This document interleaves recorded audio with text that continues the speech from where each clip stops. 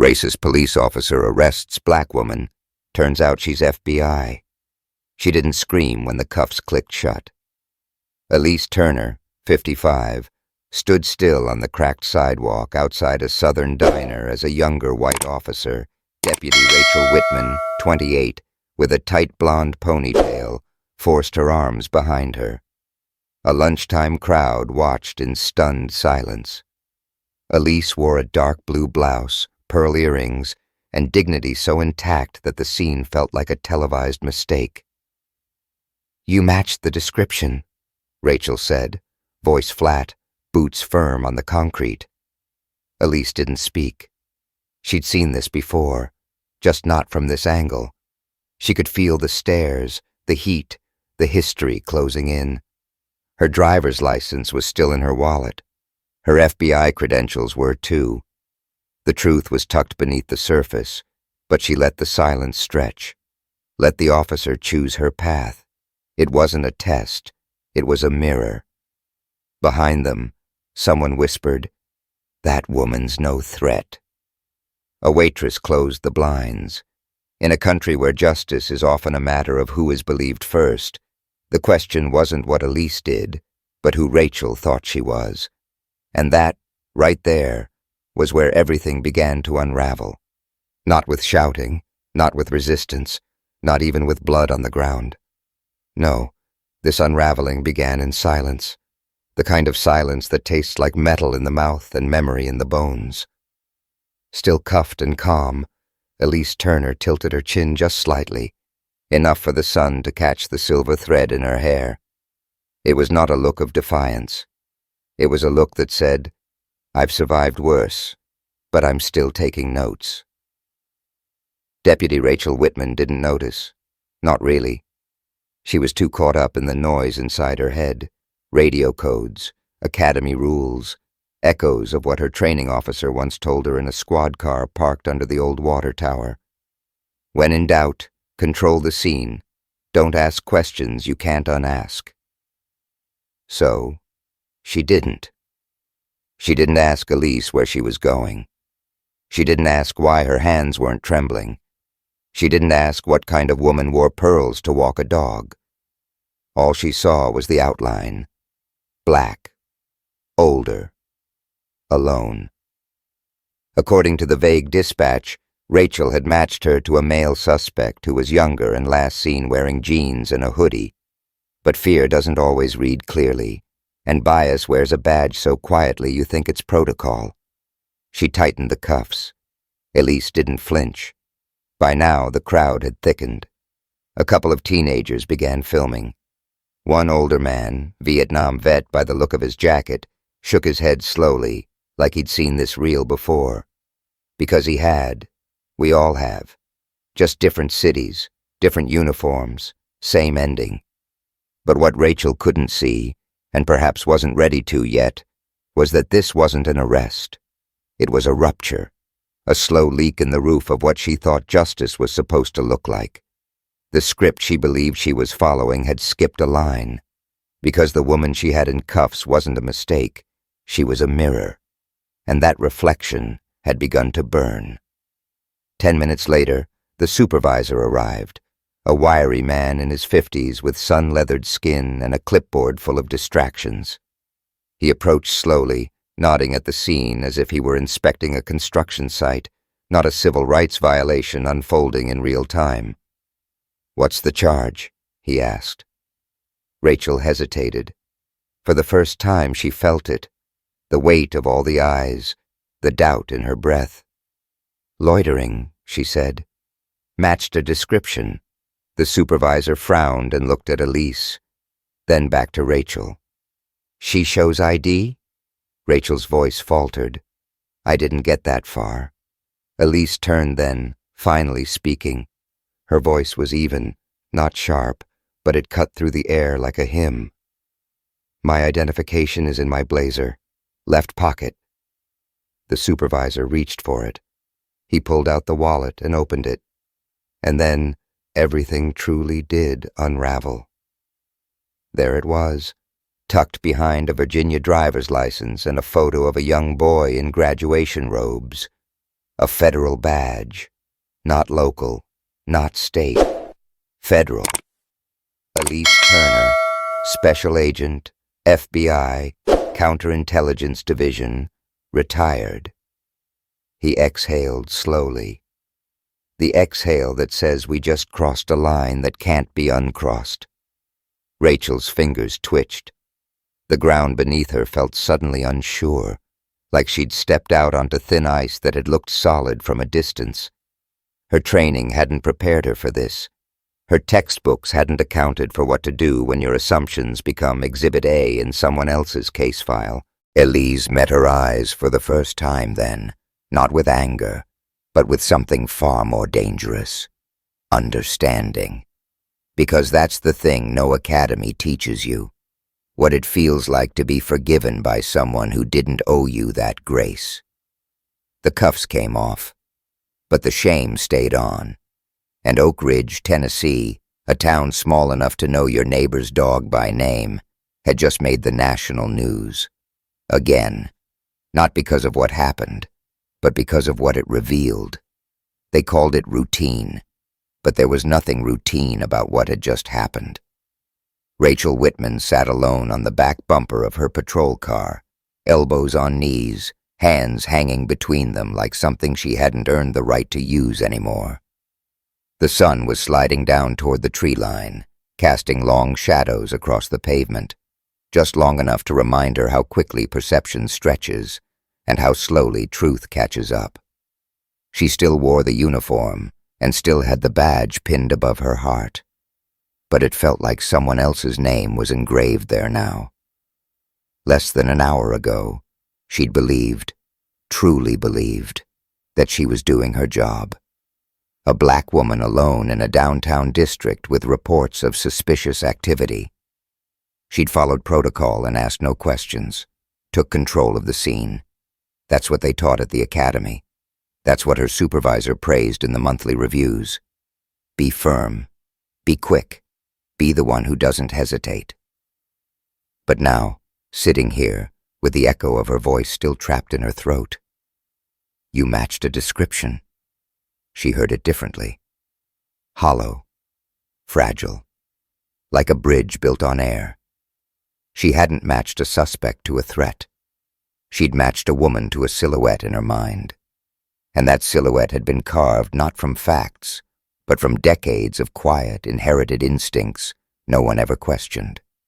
Elise Turner had never raised her voice and never cursed, never begged, and that's what made it worse. She had looked at Rachel the way a mother might look at her child after catching her lie, without fury, but with the unbearable weight of disappointment. Not personal disappointment, but generational. Because what Rachel had done wasn't hers alone. It was woven into the fabric of how she'd been trained. Not overtly. No one ever said black equals threat. They didn't have to.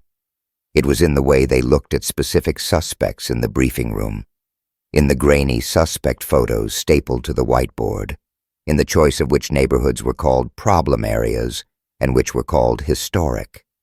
She remembered once asking why they stopped more people on the east side of town. Higher crime rates, her field officer had said. We're just playing the odds. She never asked again until now. Now everything felt jagged. Every stoplight she passed on patrol seemed to be staring back. Every walkie-talkie code sounded like a question she couldn't answer. What did she believe? What was justice? Was she protecting anyone today, or just protecting herself from what she didn't want to see? The cuffs had been removed, but Rachel felt them more now than when they'd been in her hands. She wanted to apologize. Not the shallow kind. Not the sorry for the misunderstanding that departments release in typed press statements. She wanted to say, I didn't see you. Not really. I saw what they taught me to see, and I'm sorry for not knowing that was a choice. But Elise was gone, and Rachel would have to sit with the silence she'd helped create. In that silence, something else arrived. Not punishment, not panic, but the first real flicker of awareness. It didn't scream. It whispered. and it said, "You can't fix what you're not willing to face." And for the first time in her young career, Rachel realized the job wasn't just about keeping the peace.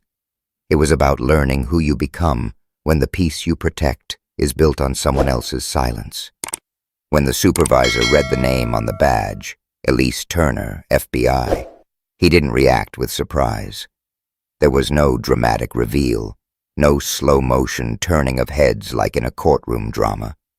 There was only stillness, the kind that settles in when you realize the story you've been telling yourself is wrong.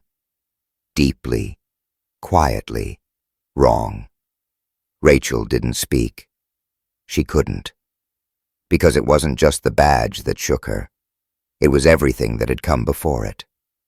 Elise's silence, her calm, her refusal to beg for clarity or raise her voice in defense. The way she stood with the dignity of someone who'd learned long ago that shouting rarely shifts power, but silence sometimes bends it. And now, here it was. The badge. Federal. Official. Gleaming. How often do we judge based on what we see before we listen? How often do we expect people to announce their credentials before we offer them decency? How many neighbors have we dismissed because they didn't come wrapped in titles, uniforms, or language we were trained to trust? The answer isn't comfortable, but it's necessary. Elise had been through enough in her life to know that respect means nothing if it only shows up after someone earns it. The real test of character is whether we offer that respect freely, especially when we think no one deserves it yet. That night, Rachel didn't sleep much. She wrote a letter, not to Elise, not yet, but to herself. A promise, maybe, or just a confession. In it, she wrote, "She didn't ask me to know who she was. She asked me to see her. I didn't, and now I know the difference." It wasn't forgiveness. It was a start. And maybe that's what Elise had hoped for all along. Not to be recognized, but to be remembered. Not for her title, but for her dignity. Not for how she stood out, but for how she stood still. Rachel sat in her car long after the station lights went dark. The steering wheel felt cold in her hands. Her name still hung on the plaque inside the building, but tonight it felt like it belonged to someone else. She wasn't in uniform anymore, but the weight hadn't left her chest. It had just shifted from her shoulders to somewhere deeper, somewhere she couldn't be removed with a zipper or a badge. She had made a mistake, but not the kind you fix with paperwork or a carefully worded apology. This wasn't about protocol. It was about vision, about what she saw, and more painfully, what she didn't. Elise Turner wasn't extraordinary because of her title. She was unusual because she refused to let that title shield her from the reality of her situation. She let herself be seen the way the world too often sees black women, as questions before they are seen as answers, as shadows before they are known as names. And Rachel, trained, confident, certain, had fallen for the oldest trap in the book. She mistook composure for calculation, stillness for resistance, elegance for arrogance. She saw the surface and assumed she knew the depths. That was the cost of shallow seeing. That was the price of growing up in a system that taught her how to read threats, but not how to read humanity. In school, she had learned how to break down suspects' body language, eye contact, and tone of voice. But no one taught her how to interpret dignity. No one warned her about the dangers of carrying a badge while still blind to her own biases. She had seen Elise and thought, she doesn't belong here. But what she never stopped to ask was, what makes me think I do? That thought alone unraveled something she didn't know had been holding her together. Because when you grow up thinking respect is earned only through uniform or title, it becomes too easy to forget that humanity doesn't need credentials. Elise had offered her a lesson, without lecture, without anger, just presence. A woman in her 50s, walking her dog in the afternoon sun, was interrupted by a system that couldn't see her for who she was. And in response, she did not raise her voice. She raised the bar. And Rachel, young, trained, certain, had come face to face with the difference between authority and wisdom. One is given, the other must be earned by unlearning. That night, back home, Rachel walked to the mirror. Not out of vanity, but necessity. She looked at her reflection and didn't recognize the girl staring back at her. Not because of guilt, but because, for the first time, she saw how little she'd known. She hadn't failed a person. She had failed a principle. That every human being deserves to be seen fully, without the filter of bias, without the crutch of assumption. That a polished appearance doesn't make someone innocent, just as worn clothes don't make them guilty. That stillness is not the absence of truth, but the presence of strength. She whispered to herself, "You didn't see her. You saw a story you were taught, but she gave you the ending you didn't expect. And maybe that's how change begins, not in a classroom, not in a courtroom, but in the quiet, brutal moment when you realize the person you underestimated is the one you now admire most. Not because of what they told you, but because of what they never had to."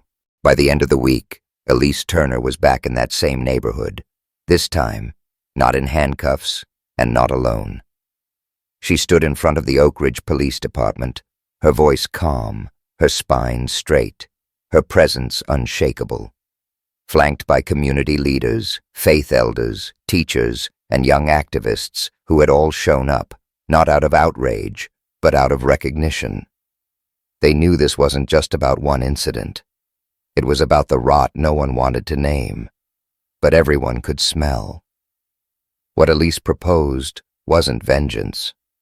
She didn't demand headlines, firings, or apologies wrapped in legal language. She asked for something more complicated, a change that starts where it's least comfortable, within the walls we've been trained to protect, and within the minds we've been too proud to question.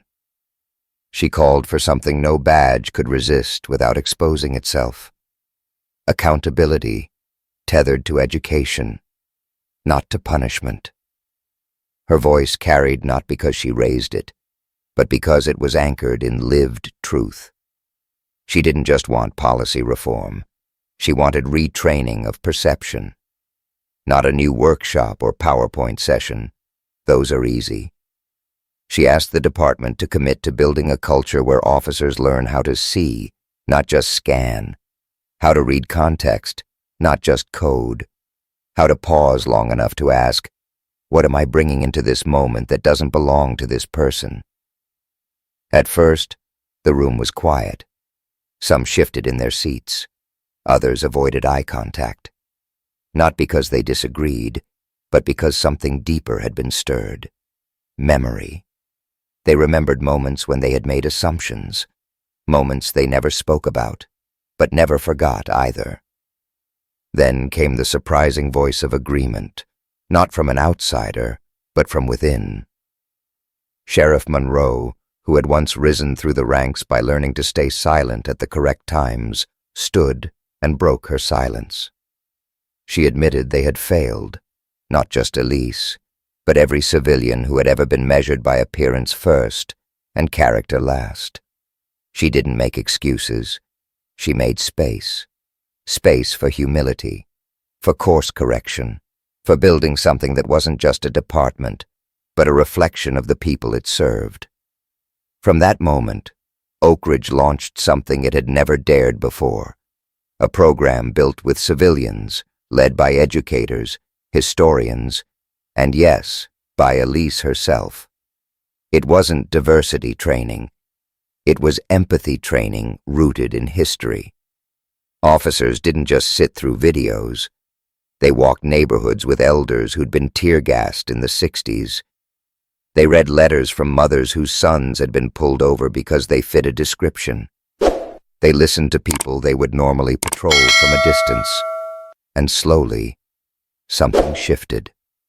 Rachel, still on leave, asked to attend, unpaid, unrequired. No cameras, no press, just presence. She sat in the back of that first session, notebook open, hands clenched, but heart open. When it ended, she said nothing. She just walked over to Elise and said, "I didn't know how much I didn't know, but I'm here now." And Elise, ever composed, gave her a slight nod. Not of forgiveness, not yet, but of recognition. Because change doesn't always announce itself with a roar. Sometimes it arrives quietly, in the decision to stay in the room. And that, perhaps, is the lesson we never put in policy. Justice doesn't begin when someone is punished. It starts when enough people choose to stay, listen, and relearn what it means to see. It didn't happen overnight, and it didn't happen all at once. Real change never does. It starts in the places most people forget to look, in the silences after hard conversations, in the stillness of someone choosing to stay uncomfortable a little longer, in the fragile moments when a person begins to question the story they've always believed about the world and themselves.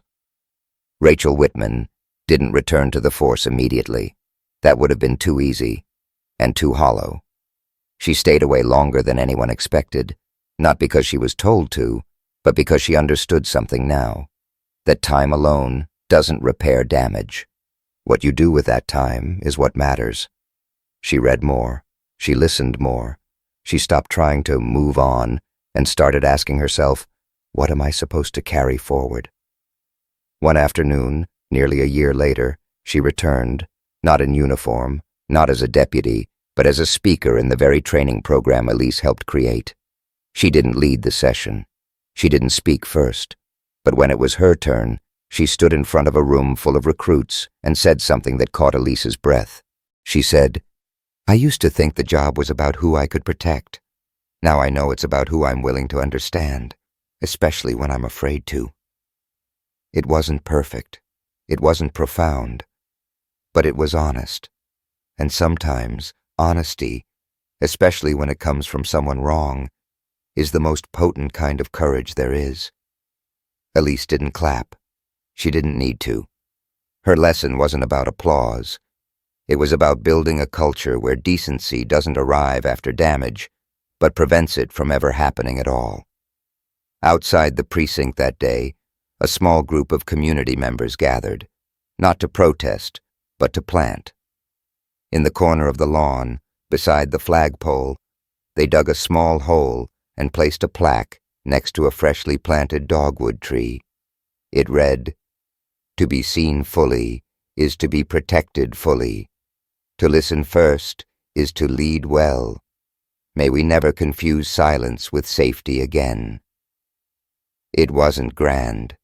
It didn't trend on social media. But it was there. Real. Growing. That tree will take years to stretch beyond the shadows of the building, just like the community will take years to outgrow the shadows of its past. But it will grow because people are choosing, every day, to show up differently, to ask more of themselves, to interrupt their assumptions, and to build justice not just through arrests, but through awareness, humility, and unrelenting hope. In the end, what else wasn't just to survive a moment of injustice? She transformed it. She turned one woman's mistaken judgment into a mirror for a town. And she didn't do it with fury. She did it with steadiness, grace, and an unshakable refusal to let dignity be optional. That is not just a strength. That is legacy. And legacy, like justice, begins not when we win, but when we choose to stay, to grow, and never to look away again. Sometimes, a story doesn't end. It echoes. Elise Turner's quiet strength, Rachel Whitman's painful reckoning, and a town's slow but honest shift toward awareness. These moments remind us that real justice is not a destination, but a discipline. It asks us to look deeper than appearances, to listen longer than we're comfortable, and to honor each other not for titles, but for the truth of our shared humanity. If you found yourself in Rachel's shoes, would you have paused long enough to see Elise for who she truly was? If you were Elise, would you have had the grace to stay still, knowing the weight of history rested on your silence? And if you're listening now, what does this story stir in you? Does it challenge your assumptions or affirm your hopes? These are not easy questions, but they are necessary ones. I would love to hear your thoughts. Would you have acted differently? What lesson will you carry forward from their story? Every comment you share adds light to this conversation, and your words may be the encouragement someone else needs to see a little.